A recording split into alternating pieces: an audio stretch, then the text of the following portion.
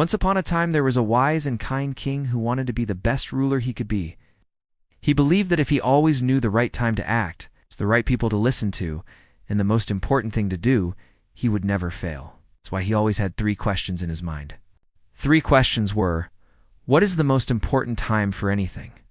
Who is the most important person? And what is the most important thing to do?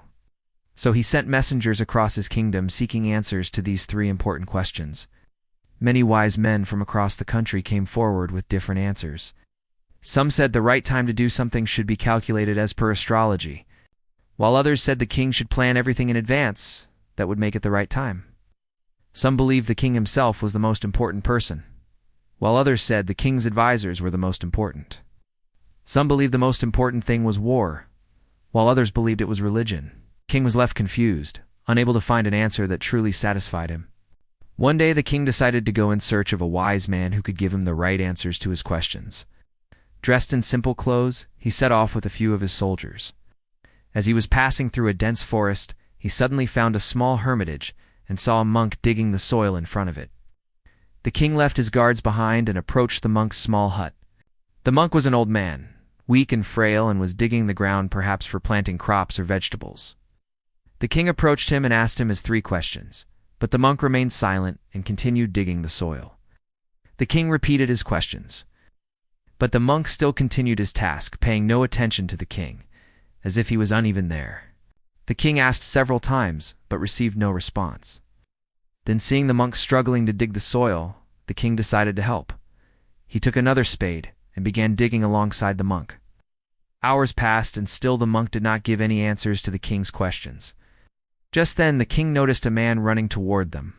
The man was clutching his stomach. He was badly wounded and bleeding. The king ran to help the man, cleaned his wounds, and wrapped them with his own clothes. He gave the man water to drink and took care of him. When the man had recovered enough to speak, he spoke with tears in his eyes and confessed, "Your Majesty, I was your enemy. When I came to know that you were in the forest, I planned to kill you. On your way back, when I was coming to attack you, your god saw me and wounded me. I ran for my life and collapsed here, but you saved my life. I will always be grateful to you for your kindness. Please forgive me." The king was surprised. Not only had he saved a life, but he had also turned an enemy into a loyal friend. The king then turned to the monk once more, hoping for answers. This time the monk smiled and said, "See, king, you have found the answers to your questions." The king was confused and requested the monk to explain. The monk started to explain and said, "See, king, your first question was, what is the most important time? The most important time is now, because it is the only time we have control over.